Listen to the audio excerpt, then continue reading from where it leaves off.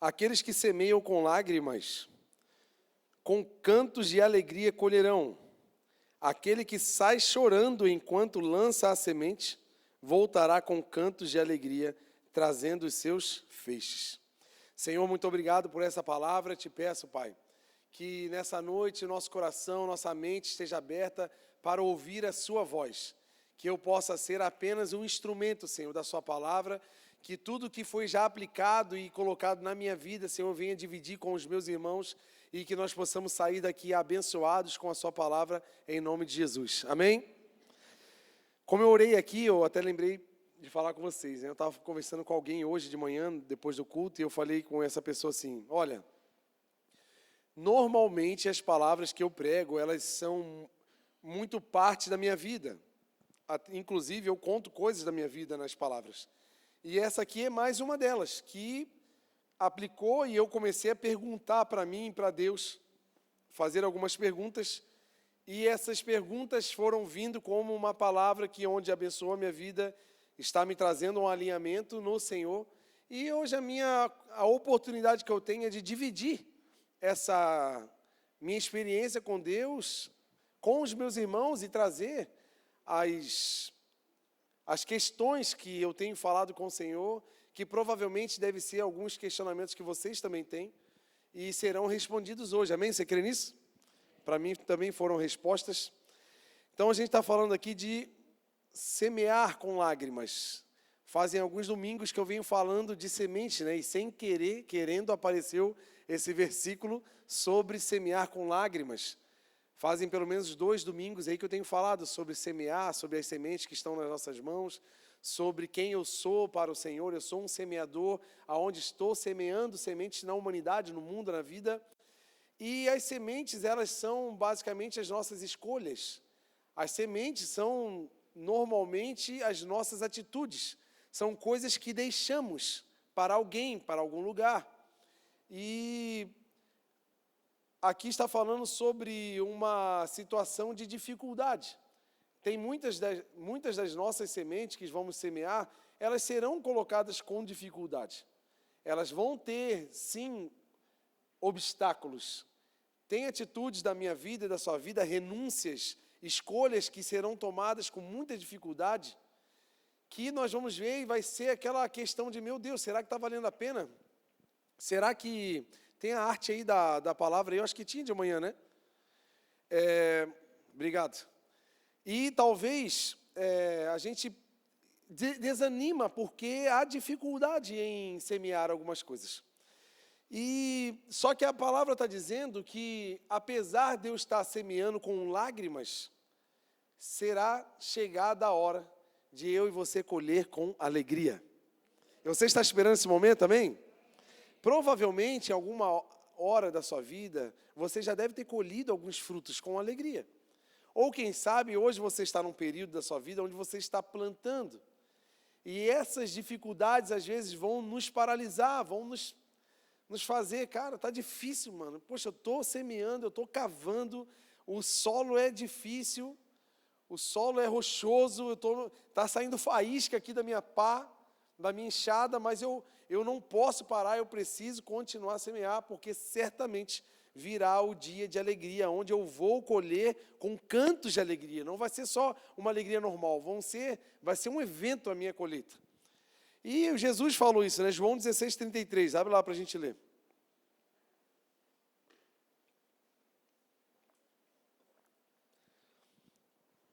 Jesus está falando aqui, ó, eu lhes disse essas coisas para que vocês tenham o quê?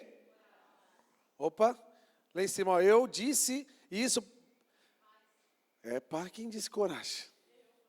Está querendo me enganar? Eu falei, Jesus, eu falei paz de manhã, como é que esse negócio de coragem? É que minha versão está diferente aqui, ó. Eu disse isso para que em mim vocês tenham paz em quem? Hein? Mais alto, please. Obrigado. Se é para ter paz em Jesus, é porque no mundo não vai ter. Se Jesus está avisando assim, estou dizendo isso para você, para que você tenha paz, quero que vocês tenham paz em mim. Por quê? nesse mundo vocês terão aflições. E às vezes a gente está lutando e está criando uma expectativa frustrada de paz no mundo, paz na vida, paz na terra. E Jesus está dizendo, olha, não vai ter.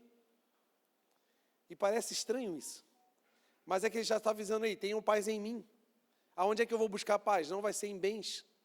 É lógico que, nós vamos falar até sobre isso hoje, é lógico que Deus quer nos abençoar com coisas, com bens, com pessoas, mas a paz não vai estar nessas realizações. A paz vai estar no príncipe da paz, chamado Jesus Cristo.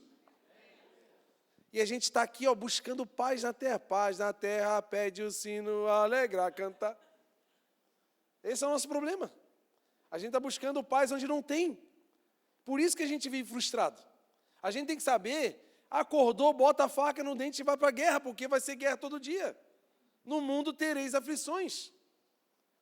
Mas sejam, agora continua lá, João 16, 33.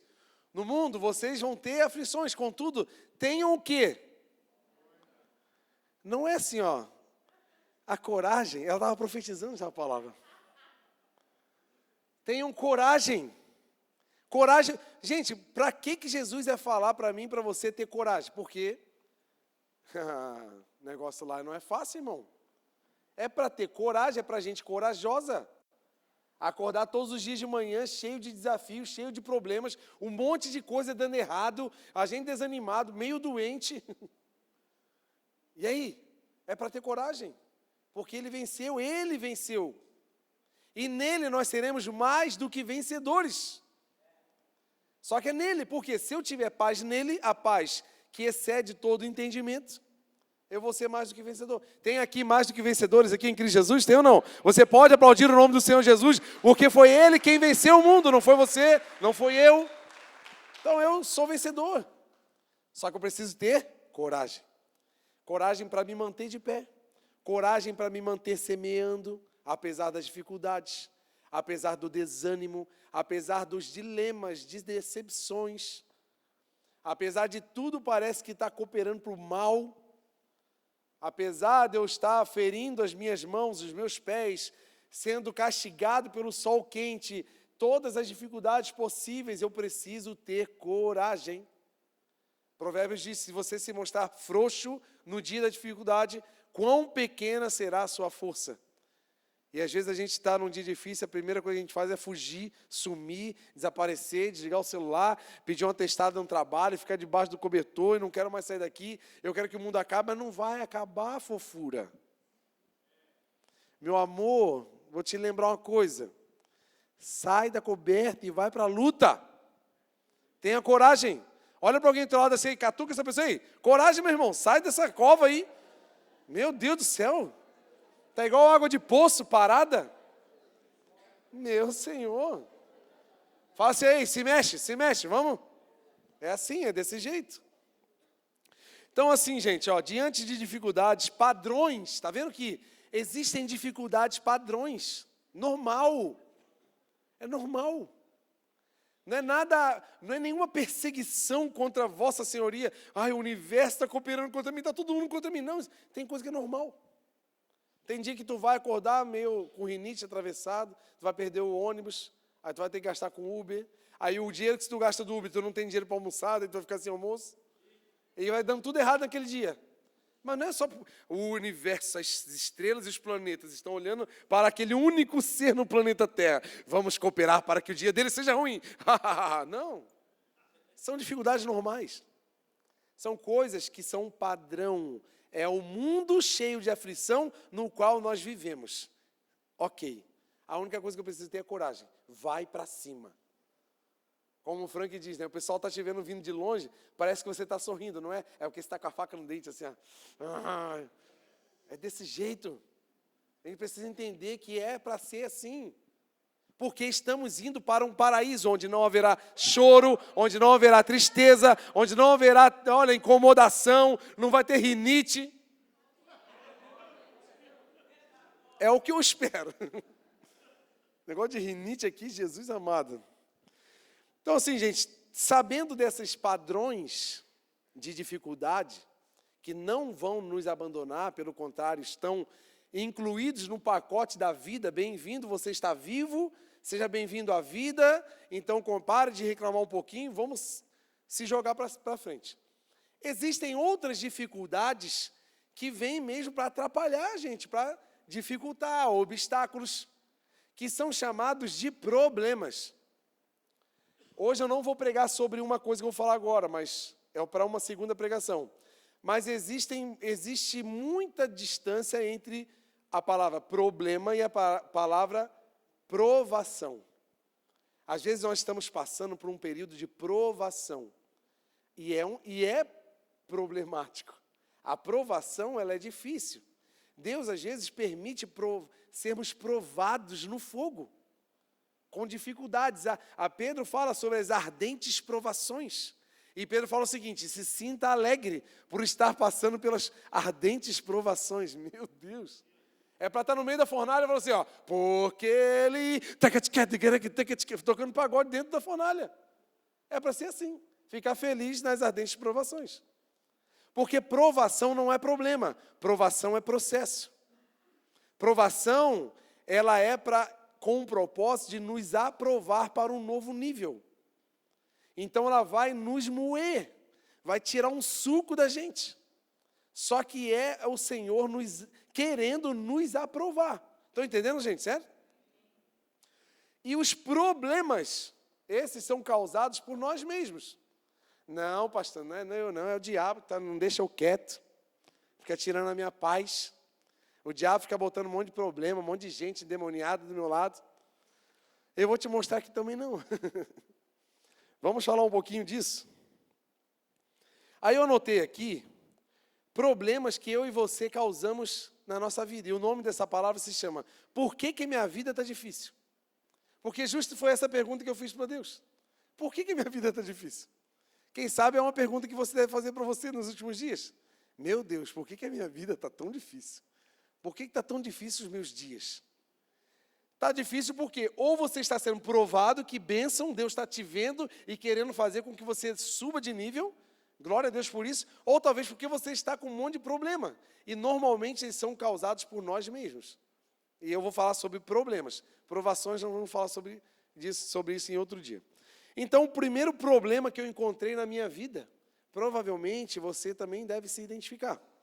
O primeiro problema que eu encontro no meu dia é na minha relação com Deus sobre os pedidos que eu faço para Ele. Como assim? Porque a minha relação com Deus sobre os meus pedidos se torna um relacionamento entre o João e Deus, um relacionamento de um gênio da lâmpada. Eu pego Deus como se fosse um gênio da lâmpada para servir aos meus desejos. Eu pego Deus para apenas cumprir a minha vontade, a minha agenda. E eu arrumo muito problema por causa disso, porque esse Deus que eu crio, ele não é real, ele não existe. Esse Deus, à minha imagem, minha semelhança, é um Deus fake. E a gente, por achar que ele vai fazer o que eu quero, a hora que eu quero, do jeito que eu quero, a gente vem para a igreja buscar esse Deus. Quem sabe hoje tu sai da sua casa criando uma expectativa de pedir algo que você quer. Sabe de nada, inocente.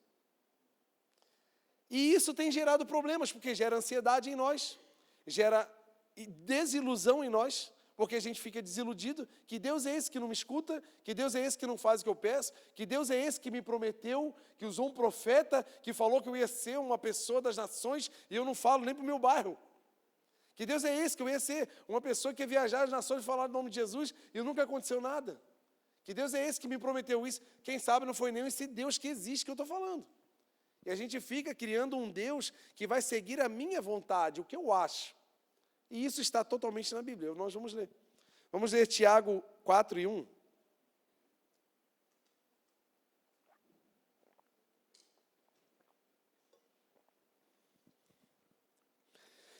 Olha aqui onde começa o problema. De onde vêm as guerras e contendas que há entre vocês? Não vêm das paixões que guerreiam dentro de vocês?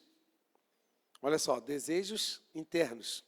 Essas guerras, esses problemas que está gerando dentro da tua casa, essas brigas e discussões com a sua esposa, com o seu esposo, essas faltas de paciência com os filhos, essa irritabilidade no trabalho, esse monte de guerra que está gerando, é porque será que essa guerra não está vindo de um monte de desejo frustrado que só está dentro do teu coração? É uma pergunta que o Tiago está fazendo. Vamos continuar a leitura. É muito bom ter a Bíblia, né, gente? Porque não é só o que eu estou falando, né? Que glória. Obrigado, Tiago, por ter escrito isso aqui por mim, porque não, o povo ia começar a me criticar hoje à noite aqui. Vocês cobiçam coisas e não têm. Matam, invejam, mas não conseguem obter o que desejam. Vocês vivem a lutar e a fazer guerras, não têm porque não pedem. E quando pedem, não recebem, pois pedem por motivos errados, para gastarem seus... Aqui está falando de uma pessoa que está orando, gente. Aqui está falando de uma pessoa que está buscando, ó, joelho no chão. E não recebe. Passando o tempo, passa ano e passando e nada acontece. Aí ela começa a ficar irritada, triste, desapontada, começa a desanimar. Ah, também não vou mais servir nada na igreja, eu não vou fazer nada, aparece uma vez só. Tipo assim, só está... Vem para a igreja para buscar alguma coisa que Deus vai dar. E eu peço. Uns não recebem porque não pede. E quando pede, pede errado. Ah, mas é o diabo. Não tem nada a ver com o diabo, gente. Tem a ver com você. Porque está falando aqui dos próprios prazeres. E aqui que está o B.O. Porque dentro de mim, de você, existe uma natureza caída. Existe uma natureza tendenciosa ao pecado. Existe em você e em mim a natureza carnal, aquela que produz obras da carne. E você sabe quais são as obras da carne. Ela está sempre viva em nós. Vai de você e de mim não alimentarmos. Vai de você e de mim não vivermos uma vida carnal. Porque se a gente não viver uma vida espiritual, no espírito, alimentando o espírito, naturalmente a nossa carne vai vencer. Isso aqui, essa pessoa de Tiago 4, é a pessoa que está com a carne guerreando e vencendo sobre nós. Porque a carne sempre vai guerrear, regendo os nossos desejos. Aqueles que, guiados pela carne, falam através da carne, enxergam a vida através da carne. Talvez você enxergue a igreja com os olhos carnais, achando que a igreja vai ser um lugar onde você vai conseguir o que você quer. Você olha para Deus com os olhos carnais e você acha que o Deus que você está seguindo e servindo é o Deus a partir das suas lentes carnais que vai fazer o que a sua carne quer.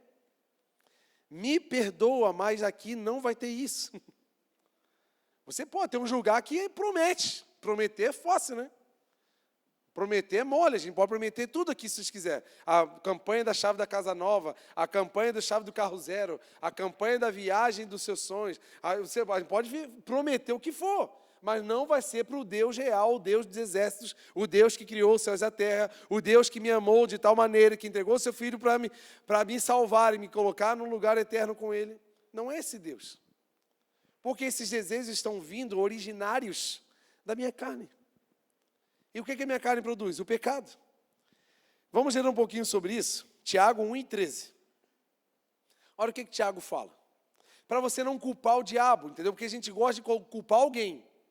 Já que não dá para culpar Deus, não dá para culpar alguém, vai ter que ser eu e você mesmo que vamos pagar essa conta. Olha aqui, ó. Quando, porém, for tentado, ó, tentação. Tentação não vem de Deus. Tentação também não vem do diabo.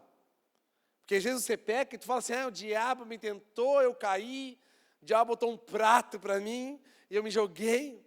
Tem um monte de coitado do diabo. Nem em casa ele tem, que Jesus pegou a chave do inferno.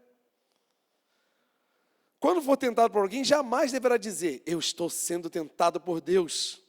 Pois Deus não pode ser tentado pelo mal e a ninguém tenta. Ó, ninguém tenta, Deus não tenta você. Deus, ele prova você. Ele vai te provar, mas não vai te tentar. Tentação não vem de Deus. Cada um, porém, é tentado por quem? Próximo, 14, bota lá. Cada um, porém, é tentado pelo seu próprio... Está dentro de você. Não é de fora, não é uma causa externa, é uma causa interna. Então vamos lá. Cada um é tentado pelo seu próprio desejo, sendo por este arrastado e seduzido. Lembra do desenho do Pica-Pau? Quando ele estava com fome, via um cheirinho assim, ó. Tananana. Aí o pica-pau ia assim, ia junto com o cheiro assim. Tu lembra? Ele é seduzido pelo desejo da carne. E ele era levado, arrastado. O pecado arrasta, seduz. Mas é o diabo, sim ou não? Sim ou não? Não, vou ler. Ninguém entendeu. Volta lá no 13. Quando alguém for tentado, jamais pode dizer que estou sendo tentado por Deus, porque Deus não pode ser tentado e pelo mal e não tenta ninguém. 14. Cada um, porém, é tentado pelo seu próprio desejo. Foi o diabo, sim ou não? Não culpa mais o diabo das tuas pendengas. Para com isso. Amém? Gostei desse aleluia. Obrigado. Vamos lá, 15.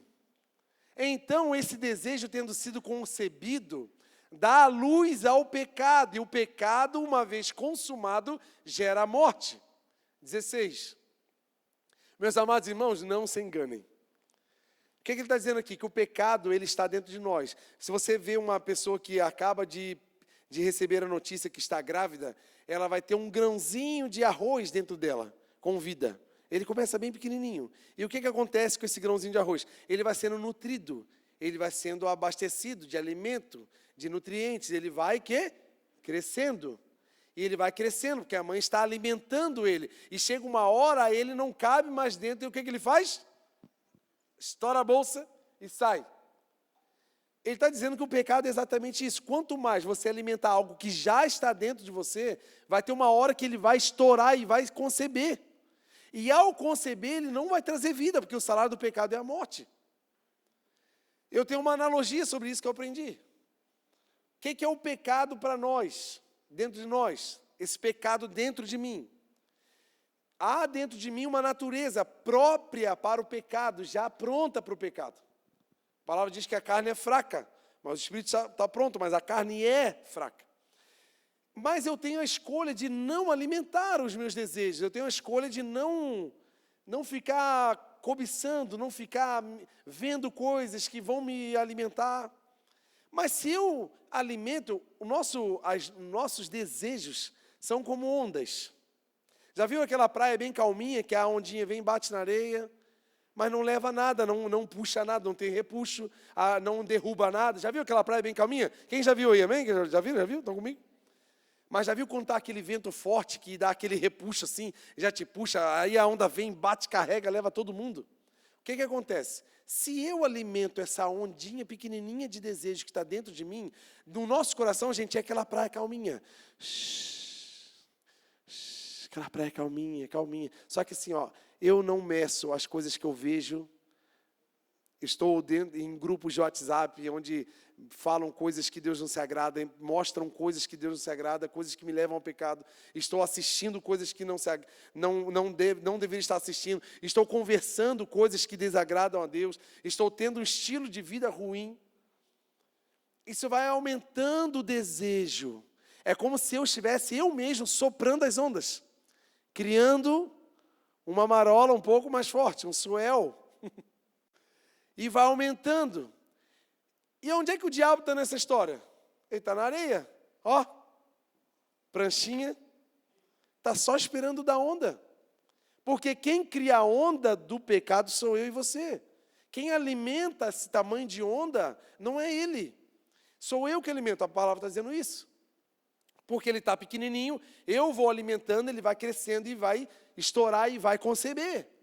Então eu, com os meus costumes que me levam e alimentam a minha carne, os meus desejos carnais, eu vou criando ondas maiores e maiores e cada vez maiores. O que o diabo faz? A musiquinha de surf music. O diabo vai, pega a prancha, meu irmão, aí ele entra. Mas ele só aproveitou um desejo que eu e você criamos. Está entendido isso, amém? Então, a gente tem que entender que alguns problemas que estão causando muito desconforto na nossa vida é porque estamos sendo muito carnais. Estamos alimentando e cumprindo os desejos que a carne, são muito carnudo. Tudo que vem na cabeça fala, tudo que vem na cabeça faz, e o que der desejo faz, não está nem em todas as áreas, não. Eu e você precisamos viver uma vida mais espiritual. Eu e você precisamos matar um pouco a nossa carne. Dá um cheirinho em você assim, ó. Vê se você está muito carnal, assim, ó. Cheiro de carne fresca, assim, ó. Ó, tá errado esse negócio aí. Tem que estar cheiro de azedo, assim. Tem que estar cheiro de podre. A carne tem que estar podre.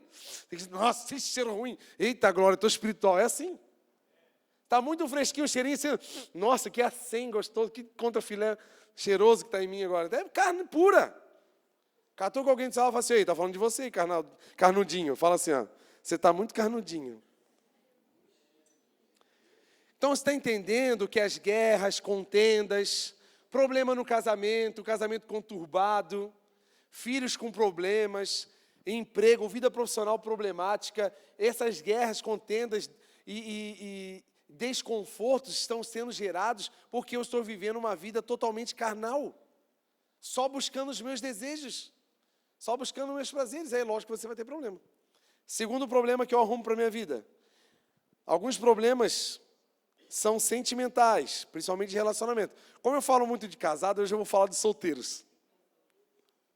Os solteiros, ai meu Deus, o que ele vai falar? Abre lá aquela versão de manhã, abre Provérbios 18 e 22. Olha o solteiro, tudo tremendo, olha Jesus, é agora.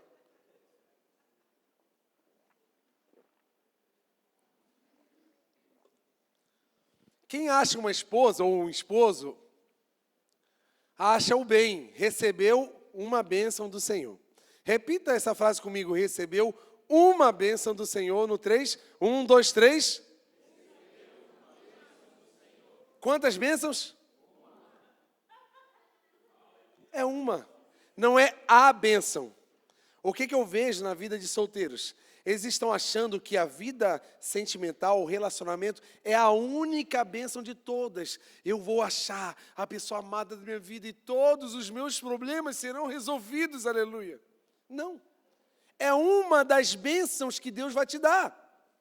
Mas você não pode centralizar esse assunto na sua vida. E é o que acontece. Por que está gerando problema na tua vida? Porque você está centralizando a sua vida sentimental. Tem gente sofrendo muito, porque está na saga da busca da boca fedida para beijar. Está aceitando qualquer boca. Qualquer boca vem para mim que eu quero beijar. Aí você aceita qualquer um, porque você está louco, porque desesperado. Está todo mundo casando em minha volta, eu estou sozinho. Ah, Jesus, o que vai acontecer? Eu vou morrer aqui sozinho. Não, porque isso é uma das bênçãos. Deixa eu te lembrar de coisas que Deus quer te dar. Deus quer te dar uma boa formação. Deus quer te dar um bom trabalho, um bom emprego. Deus quer te dar bons amigos. Deus quer te dar e te usar muito no seu ministério. E você está só focando nisso. Sabe por quê? Infelizmente, tem muita gente que é uma bênção, gente, quando é solteiro. Aí arruma uma boca fedida para beijar. Acabou, morreu a pessoa. Não, porque a minha sogra tem um pincher de 19 anos. Aí ele vai fazer aniversário amanhã e eu não vou poder vir na escala, porque eu vou no aniversário do cachorro. Ah, se eu fosse Deus, o raio não ia sair da minha mão. Porque assim, ó, centraliza, tudo é aquilo. Não é, gente. Deus quer fazer muitas coisas na nossa vida. E quem sabe você ainda está solteiro, porque Deus quer te dar outras bênçãos para te estruturar em outras áreas. Ou porque tu é uma tranqueira difícil mesmo também. E tu precisa melhorar em nome de Jesus. Mas a gente tem que entender que muito dessa aflição, muito dessa agonia e ansiedade está sendo gerada porque eu estou centralizando demais. Gente, vive o tempo de hoje. Hoje, o que eu sou? Sou solteiro. Então, viva o que você pode viver pela liberdade da solteirice. Depois vai ter uma tranqueira do teu lado te incomodando. Paulo fala assim, ó, se você aguentar ficar solteiro, fica.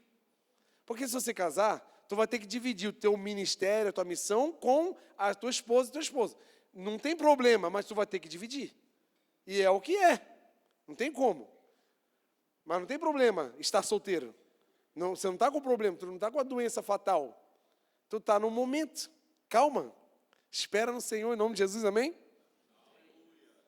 Outros problemas que nós causamos na nossa vida são problemas da família. E normalmente problemas da família são gerados, são originários da nossa negligência. Pode repetir comigo essa palavra negligência no 3? 1, 2, 3. A negligência é o primeiro degrau de todos os problemas da nossa família. Por quê? O homem está negligenciando a posição dele no lar, na família. Negligenciando a missão que Deus deu para ele. Ele está descansado, deixando que uma mulher super guerreira esteja liderando e cuidando de todas as coisas, porque ela é fera, ela é capaz, ela é formada, e ela é isso, e ela sabe fazer tudo, e eu simplesmente estou de boa, porque eu sei que ela vai resolver todas as coisas. E o homem está negligenciando a posição que Deus falou para ele tomar. E aí geram problemas. As mulheres, às vezes, estão negligenciando a posição delas, de ser aquela pessoa que impulsiona e edifica o seu lar com sabedoria. Eu peço a todas as mulheres de hoje, nessa semana, ler Provérbios 31. E vocês vão entender quem é o modelo de mulher que a Bíblia fala. É uma máquina, assim, é uma mulher incrível, uma mulher maravilha. É aquela mulher que negocia, que trabalha, que manja de um monte de coisa, conhecimentos gerais, faz isso, faz aquilo, a casa é incrível, o casamento é monstruoso de bom, e tudo é a mulher de Provérbios 31. Dá uma lida em casa quando você puder essa semana. Porque a gente fala sobre a submissão, e essa palavra ela ficou doente por causa do desequilíbrio de homens autoritários e não homens cheios de autoridade, é muito diferente isso, onde criou-se uma guerra entre o sexo masculino e feminino. E aí criou-se essa dificuldade em dizer que a mulher é submissa, e isso é ruim. Isso não é ruim. É porque o que acontece? É a sequência da vida. O homem recebe a missão do Senhor. Ele tem uma direção. O homem recebe do Senhor. O propósito do homem é ter uma direção. Para onde vai? Só que o homem não sabe como vai. Ele só sabe para onde tem que ir. Mas como chegar lá, não está no software. Está faltando um programa, um aplicativo. E a mulher vem com essa atualização. Ela sabe como chegar lá. A criatividade, o dom da edificação está na mulher. Então, homens, não tomem decisões sem consultar as suas esposas. Porque talvez a sua decisão é incrível, é a melhor para a sua família. Mas se você não tiver humildade o bastante de sentar com ela, falar, amor, eu estou pensando em decidir essa questão. Ela vai dar uma maquiagem, ela vai dar uma melhorada no jeito de você chegar nessa direção onde você tem que ir. Só que os homens não estão dando direção, as mulheres não estão impulsionando os homens, e está tudo uma bagunça, tudo trocado os valores e gerando muitos problemas. E simplesmente o problema de negligência. As pessoas não estão entendendo o papel dela dentro da família. Não existe ninguém melhor e maior do que ninguém. Um depende totalmente do outro. Só para vocês terem uma ideia, eu fiquei 22 dias longe daquela mulher maravilhosa ali, aquela mais linda do universo. Não sei como é que eu aguentei, irmão. Meu Deus do céu.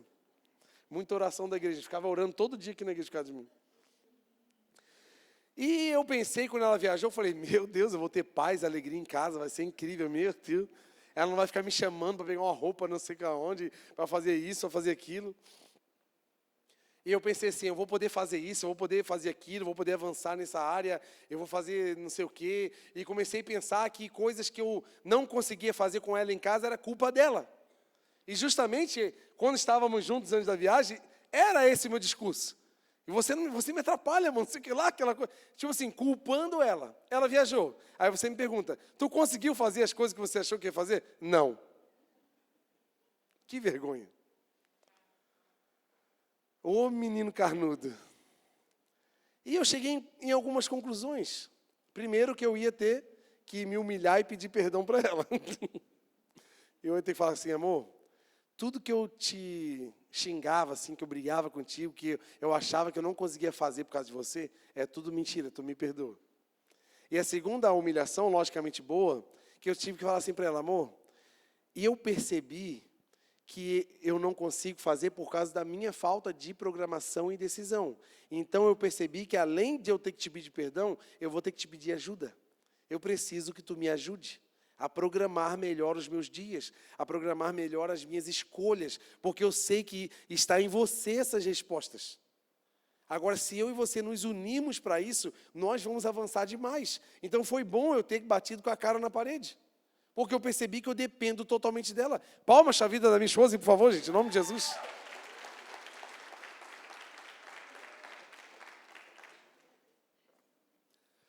Então, está vendo como é difícil não ter o posicionamento correto de cada um?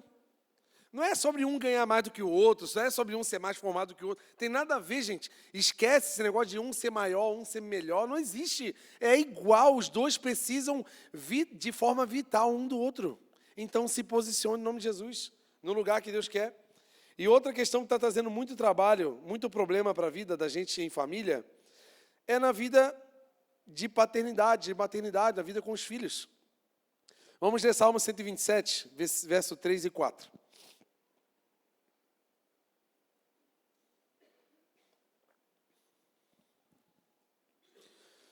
Os filhos são herança do Senhor, e os frutos do ventre uma recompensa.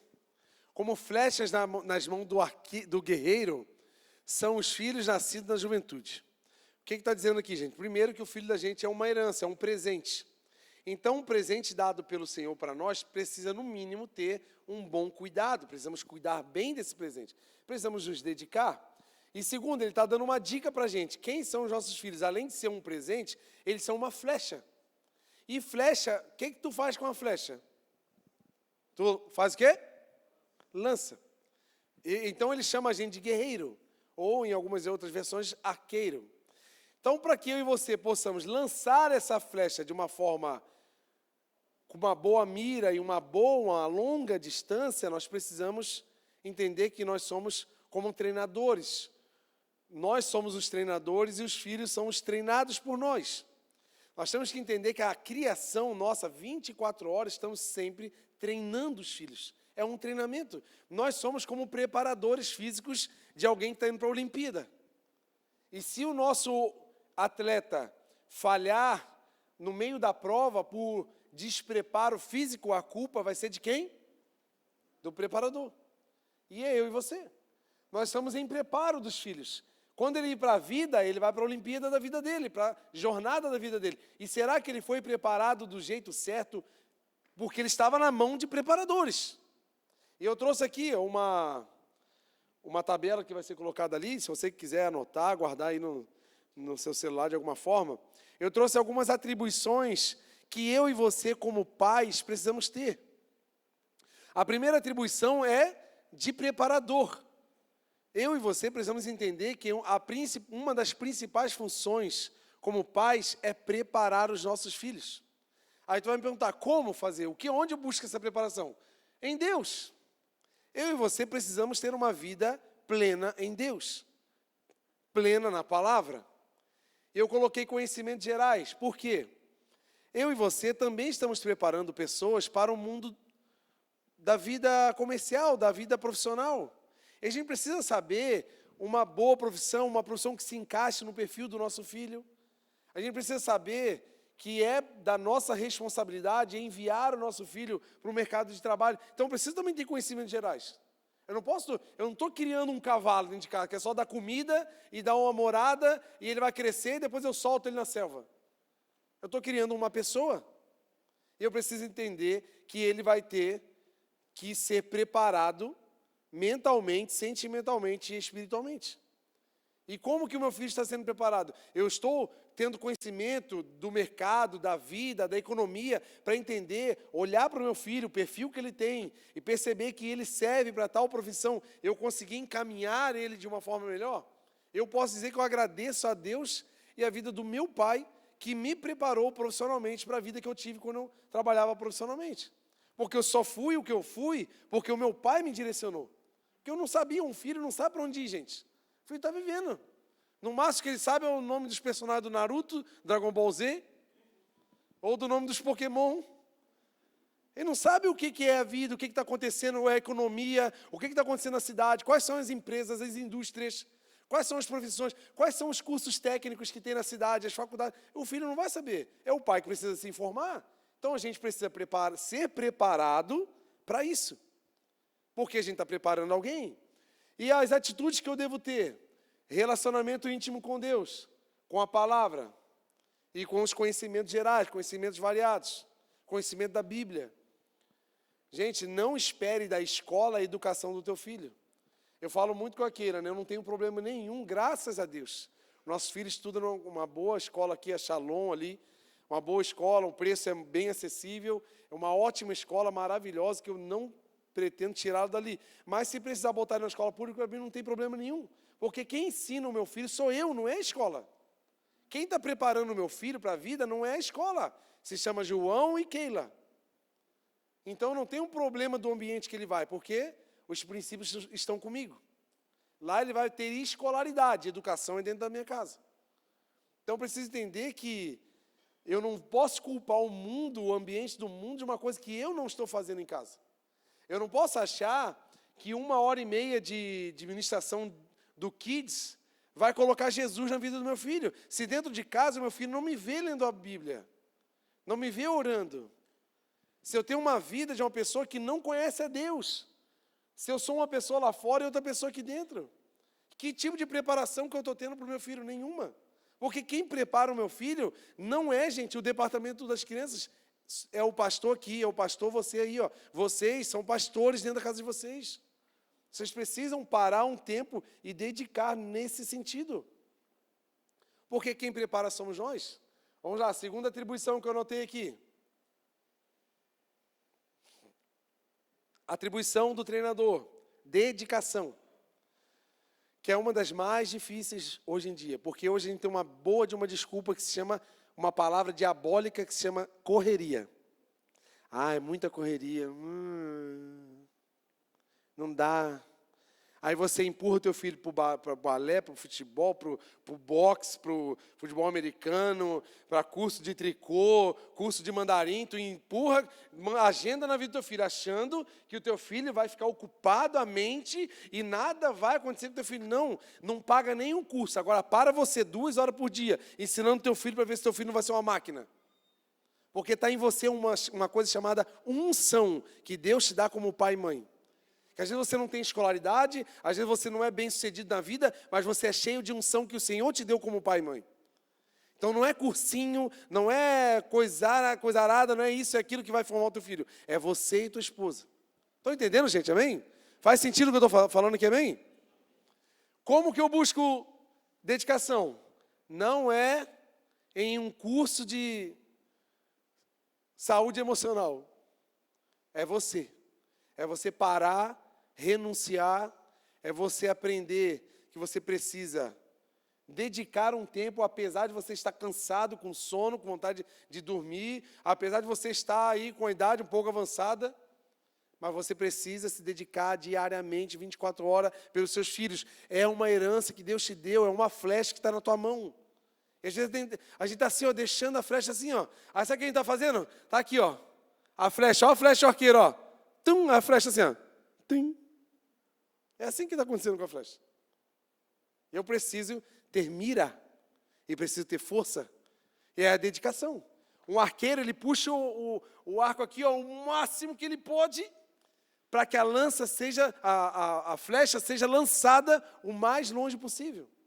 E tem muita gente que não quer isso aqui, ó, dedicar tempo. É a maior moeda do universo chama tempo. Quais atitudes que eu tenho que ter? Separar um tempo para os meus filhos. Tempo exclusivo. Não é botar o teu filho num parquinho e ficar assim, ó. Olha o teu filho brincando lá e você assim. É igual um peso morto no universo. Não, gente. Você precisa cuidar do teu corpo para você ter saúde, para você correr com o teu filho. Você ter saúde para tu brincar com ele, soltar uma pipa, ensinar ele a andar de bicicleta. Fazer coisas que o físico vai exigir, porque o nosso filho precisa disso. Então, pelo amor de Deus, dedicar com exclusividade. Não é igual um cachorro que tu solta no parcão, deixa ele correr, coisa boa. Deixa o cachorro correr, tu fica ali, não. Não é ir no shopping, no parquinho do shopping, largar ele lá naquelas piscinas de bolinha e achar que aquilo está educando teu filho, não. Tem muitos princípios de lealdade, de hombridade, que você vai ensinar o seu filho jogando um futebol, basquete, fazendo uma corrida, uma caminhada, que tu vai ensinar princípios e valores eternos para o seu filho numa caminhada. Vamos caminhar, filho? Vamos daqui vamos dar uns 3 quilômetros. Se a gente ficar cansado, a gente volta de Uber, mas pelo menos vamos. Porque é dedicação exclusiva. É um filho, gente, não é um bicho. Nós não estamos criando uma calopsita. Nós não estamos criando uma chinchila que nós compramos no pet shop e levamos para casa. É uma herança que o Senhor nos deu, cara. É uma responsabilidade muito grande. E isso está gerando muitos problemas dentro da nossa casa, na sociedade. É isso que está detonando tudo. Ó, paciência, longanimidade. Nós estamos numa fase do Estevão que haja paciência, né, irmã Keila? O espírito de teimosia baixou na vida do Estevão que ficou. E nós temos que falar assim, ó, Estevão, faz tal coisa. Eu tenho que olhar para ver se ele vai fazer, porque ele não vai fazer. E eu tenho que ficar no calcanhar dele. E a vara está mirando assim, ó. Eu olho para ele e olho para a vara. Assim, ei, Estevão, beleza? Está tudo certo aí? Ele, opa, já dá uma alinhadinha, faz certinho as coisinhas que pede. Olha lá. Ter um relacionamento real, que é o meu maior desafio de hoje. O João aqui, ó. Eu falo que a palavra é para mim, gente.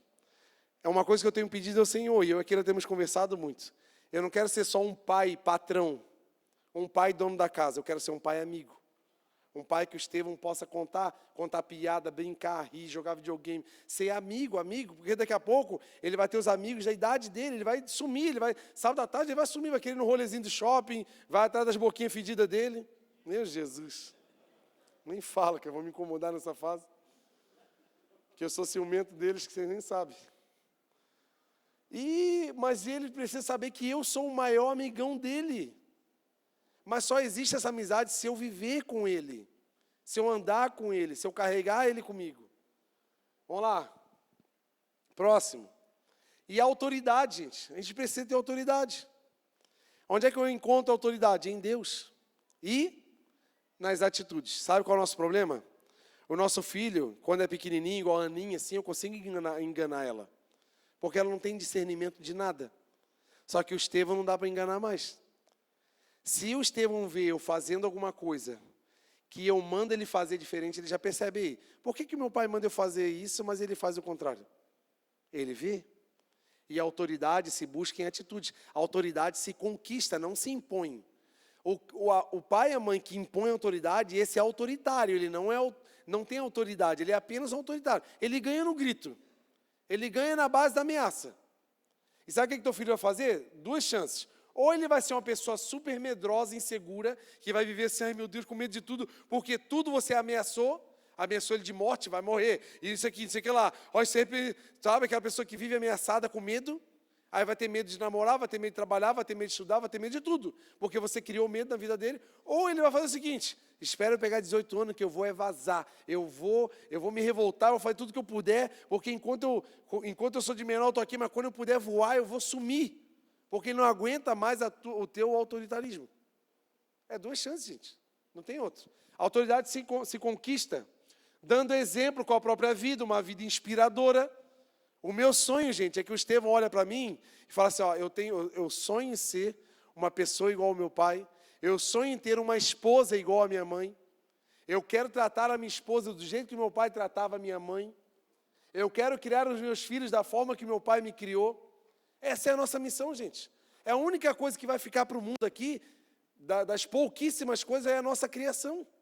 Porque passa de geração em geração. E o que eu estou fazendo? Qual o nível de autoridade que eu estou tendo? Às vezes nenhuma. Sem autoritarismo, mas com proteção e correção. Nós precisamos corrigir os nossos filhos. Nós precisamos estar mais perto. Corrigir os desvios de caráter natural do ser humano que tem. Ele não pode assim, ó, ser aquele pai que deixa estourar a bomba para você ir lá e reclamar. Não, deixa alguém se quebrar, eu vou lá e resolvo. Não, tu tem que estar perto.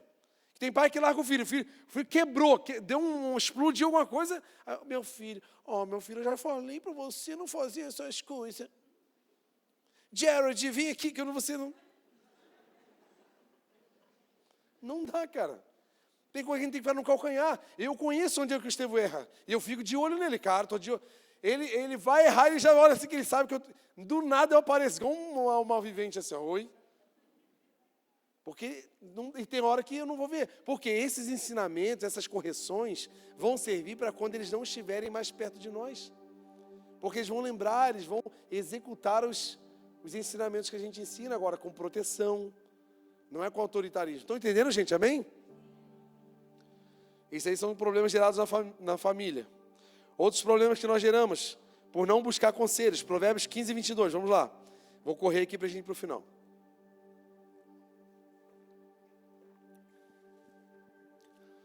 Os planos fracassam por falta de conselho, mas são bem-sucedidos quando há muitos conselheiros. Sabe qual é o nosso problema? A gente faz o que está na cabeça. Sabe aquela pessoa que tu sabe que deve estar aí do teu lado? Que quando bota o negócio na cabeça, ninguém tira. Dá uma catucadinha, está falando de você aí, tá vendo? Olha o Espírito Santo aí falando sobre a sua pessoa. Aí, ó. Tem gente que é assim, teimosa, cabeça dura, não busca conselho, não pergunta nada para ninguém. Aí faz assim, ó, quando vê, já fez. Aí já fez, quem que vai fazer? Não tem nem chance de arrumar. E a gente fica ali, né? Não tome decisões sem tomar conselhos. Muitas escolhas são até certas, são boas, mas a forma de executar elas precisa de conselhos. Então, quem sabe tu tem uma boa ideia para a sua vida profissional, mas talvez você não sabe como executar. Então, tu tem que perguntar a uma pessoa que tenha sabedoria para te dar esses conselhos. Só que tem outro lado da vida do conselho, que a gente precisa saber para quem que a gente está pedindo conselho. Porque às vezes a gente pede conselho para um demoniado também, que vai deixar a gente no buraco. Vamos ler aqui, Provérbios 13, 20. Aí eu deixo essa pergunta, com quem que você está andando? Quais são as pessoas que estão sentando na sua mesa? Quais são as pessoas que você está dividindo os seus sonhos? Porque nem todo mundo pode escutar os seus sonhos. Olha aqui, ó, aquele que anda com sábios, com sábios será cada vez mais, mas o companheiro dos tolos acabará mal. Então quem sabe tu anda numa rodinha de gente tola, gente que não merece nada, tu está dando pérola para porco. Aí tu fala um sonho, tu fala uma vontade, às vezes a pessoa é invejosa. Tem amigos, gente, que não aceita você ser maior do que eles, ele aceita você ser ou igual ou menor. Se você melhorar de vida, ele já vai te criticar, se afastar. Se você fala assim, ó, estou pensando em trocar de carro, ó, olha esse modelo aqui que bonito. Aí o invejoso fala assim, ih, já viu o IPVA desse carro, é bem caro. Esse carro não vende muito, não sei não. Às vezes é porque ele não pode ter e não quer que tu tenha. Aí fica botando barreira nas tuas coisas. Então a gente tem que cuidar com quem a gente fala. Tem segredos que tem que estar só entre você e Deus, só entre você e teu esposo, tua esposa. Guarda, espera acontecer. Não fica abrindo essa bocona tua para os outros. Pede conselho, vou dar 3 tipos de pessoa que a gente pode pedir conselho. Primeiro, uma pessoa que no mínimo entenda do assunto. Quer dizer, a pessoa não sabe nada do assunto e quer te ensinar. Ai, meu Deus do céu. Que raiva, que preguiça que eu tenho desse tipo de gente. A pessoa não sabe do assunto, não sabe. Estou pensando em montar uma empresa de costura. A pessoa nunca pegou numa linha. Olha, o mercado de trabalho, não sei o que. Ah, por favor, né, cara? Não vem em mim, não. Ou então aquelas pessoas que viu um vídeo no YouTube e ela acha que sabe tudo. Ela viu um vídeo de algum coach, alguma coisa, e ela acha que sabe tudo sobre aquele assunto. Gente, espera aí. Algum conselho muito grande tu precisa ver se aquela pessoa é vencedora naquela área. Se ela é bem sucedida naquilo. Como é que tu vai pedir conselho de casamento de alguém que tem um casamento estourado? E aí? Como é que tu vai pedir conselho de finanças com a pessoa que deve a praça? Oh, que conselho, hein? Ele vai te ensinar como dar golpe. Não, você faz o seguinte, ó. Segundo, uma pessoa que tenha no mínimo Deus na vida. Porque uma pessoa que tem Deus, ela tem sabedoria. Então a pessoa vai trazer uma palavra de sabedoria para a tua vida. Um conselho de sabedoria. Porque quem não tem Deus, gente, olha, por favor, não vou nem falar nada. Terceiro, uma pessoa que te ama de verdade, se preocupa com você. Só tem que andar e pedir conselhos para quem se preocupa. Sabe por quê? Tem gente que não está nem aí para a gente. Ei, o que tu acha de eu pular desse penhasco aqui? Ou pula, é legal. Não, eu estou sem paraquedas. Não, pula, vai que dá certo, né? A pessoa nem está aí para você, se tu se esborrachar, ela não está nem, ela não vai te ajudar. Porque tem amigos, gente, que se a gente pedir um conselho, e se der errado, ele vai buscar a gente, vai ajudar a gente. Mas tem pessoa que se a gente pedir um conselho, e der tudo errado, essa pessoa está se lixando para a gente. Então essas pessoas não merecem o nosso ouvido. Estão entendendo, gente? Amém? Quinto, eu arrumo um problema na minha vida porque eu não sei esperar o tempo das coisas. Tem ansioso aí presente, não? Eclesiastes 3:1. Para tudo há uma ocasião, um tempo para cada propósito debaixo dos céus. Gente, o tempo é uma plataforma que o Senhor construiu para nós, um tempo. Porque Deus não vive no Cronos, Ele vive no Kairos. Aí existe um tempo, uma plataforma, que não é o tempo que passa, é eu que estou passando pelo tempo. Cada passo que eu dou em obediência, eu estou indo em direção às coisas que Deus preparou para mim em ocasiões determinadas. Então o tempo é como se fosse uma plataforma que aqui, ó, eu estou na frente da água, sim ou não? Não, né? Agora eu estou na frente da água, sim ou não? Então, chegou a hora da água. Não é como se fosse isso. Deus já preparou coisas para mim e para você. Só que se eu e você pararmos, sabe aquela pessoa que você conhece há 20 anos, ela nunca mudou, aí a gente dá aquele título, essa pessoa parou no tempo, já viu não? Porque simplesmente ela parou de caminhar. Ela parou, ela desanimou, ela desistiu. E ela parou no tempo, não evolui em nada. É a mesma pessoa. Porque ela não está disposta a caminhar, a enfrentar o desafio da vida, do dia, do desânimo, da preguiça, da desilusão, da decepção. Ela para por qualquer motivo. Aí está aqui, parou no tempo. Só que é uma coisa determinada. Quem sabe você está passando por uma noite comprida, triste. Mas a palavra diz que o choro pode durar uma noite, mas a alegria virá pela manhã. Eu posso dizer para você que o dia que chegar a sua manhã, o sol vai brilhar na sua vida e as suas dúvidas serão respondidas, os seus dilemas serão dissipados pelo sol da justiça. Você acredita nisso? Agora espera, continua caminhando, não para. Tem dificuldade que você vai ter que estourar o arame no peito e segue em frente. Nem todo dia tu é tão animado para o teu trabalho. Nem todo dia tu acorda tão animado para a vida. Mas tem que viver. Tem que continuar. E às vezes a gente está parando grandes projetos, grandes ideias, vidas maravilhosas que poderiam estar vivendo. Por que a gente está parando? Porque a gente quer que as coisas cheguem na hora que a gente acha. Mas tem coisa que não é assim. A promessa que Deus deu para Abraão demorou 25 anos. E ele foi tão ansioso que engravidou a empregada. E até hoje a Palestina está em guerra por causa de uma atitude errada de Abraão. Então às vezes tem erros meus e seus que vão perdurar por gerações, porque a gente não soube esperar a promessa. Agora, em nome de Jesus, continua caminhando. Seja paciente, seja resiliente, que as coisas vão acontecer não pela minha força, não pela sua força, mas porque Deus determinou que vai acontecer. Então continua caminhando, em nome de Jesus, amém? Sabe por quê, gente? Deus não quer que eu e você tenhamos uma vida problemática. Jesus falou assim, eu vim para dar a vocês uma vida e uma vida com abundância. Deus quer que eu e você tenhamos uma vida cheia de paz. Ele falou lá no início. Eu falo isso para que vocês tenham paz em mim, porque no mundo vocês vão ter aflição. Então a proposta do reino de Deus, que o reino de Deus não é comida nem bebida, mas é paz, justiça e alegria. Então talvez eu e você não estamos desfrutando de paz, tendo uma vida conturbada, porque nós não estamos vivendo e buscando em primeiro lugar o reino de Deus e a sua justiça. Porque quem busca em primeiro lugar o reino de Deus e a sua justiça, as demais coisas serão acrescentadas. Agora, por eu não buscar o reino de Deus, que tem paz, aí eu vou ter uma vida nojenta, de problema, uma vida pesada, uma vida...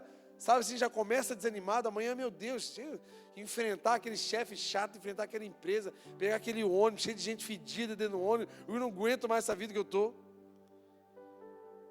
É uma vida sem paz, cheia de problema, fura pneu, cai o celular, quebra a tela, queima a televisão, a internet é cortada, e fura um cano da casa, e dá tudo errado.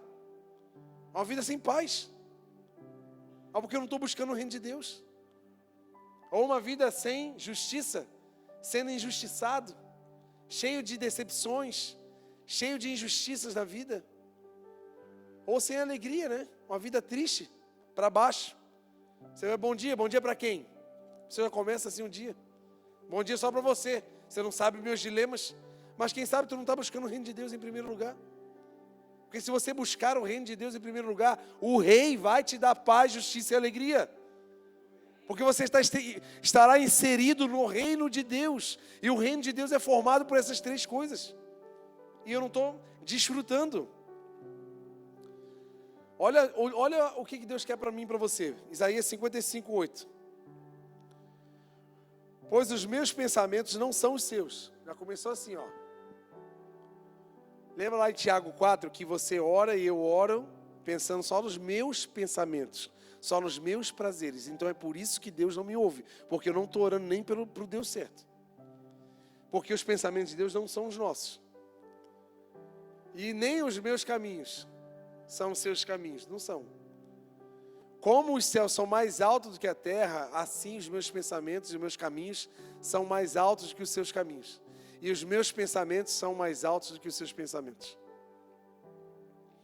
O que Deus quer para você é muito maior do que você imagina. O caminho que Deus quer que você trilhe na vida é muito maior, é muito melhor, é muito mais excelente. E a gente está aqui de forma carnal, buscando o Senhor diante de uns perrenguezinhos carnal que eu acho que é aquilo que vai me deixar feliz. Mas se eu parar de pensar, se eu parar de desejar e viver o versículo que Paulo diz, não sou eu quem mais vivo, mas é Cristo que vive em mim, as coisas vão ser mudadas, porque não são os seus pensamentos que vão reinar. Quando você orar, você não vai fazer a sua oração. Você vai fazer a oração através do propósito do Senhor. Salmos 37:5, eu termino minha fala. Entregue teu caminho ao Senhor, confie nele e ele agirá. Hoje é uma noite de pessoas com uma vida complicada, uma vida que está cheia de problema. Ela começar a ser uma vida agora plena e cheia de alegria. Se você acredita nessa palavra, né? Se para você faz sentido tudo que eu estou falando. Se realmente os seus últimos dias têm sido dias difíceis, dias com muitos problemas, dias com desilusões, dias com decepções com pessoas ou com você mesmo. Dias onde você pensa, poxa, quando é que minha vida vai mudar? Poxa, que vida difícil que eu estou vivendo. Se eu e você entendermos que a partir do momento que eu entregar o meu caminho, a entregar os meus desejos ao Senhor, confiar nele, porque é Ele quem vai fazer, porque nele nós somos mais do que vitoriosos. Não sou eu e você quem vamos guerrear as nossas guerras, quem vai guerrear é o Senhor. Então o dia de hoje, sabe o que é? Eu e você pegar as nossas armas e fazer assim, ó, deu, não luto mais, não é mais a minha vontade. Não é mais os meus planos infalíveis da minha vida ficar certa. Não é mais as minhas ideias mirabolantes para tudo dar certo. Não. Senhor, eu abro a minha mente, os meus pensamentos, o meu coração para que o Senhor reine na minha vida. Porque agora eu confio que não é na minha força, não é na minha estratégia que a minha vida vai mudar, mas eu confio cegamente que se eu entregar o meu caminho ao Senhor e confiar no Senhor, certamente o Senhor agirá, porque a sua vontade é boa, perfeita e agradável. Eu e você não seremos decepcionados com o Senhor, porque o que Ele vai fazer, você vai falar assim, ó, uau, eu nem pedi isso aqui, cara, olha o que Deus fez. Você vai olhar para a sua vida e você vai começar a agradecer por coisas que você nem pediu. Vão ser tão grandiosas, vão ser tão incríveis as coisas que você vai viver, porque você vai perceber que foi Deus que fez. É tão lindo isso, gente.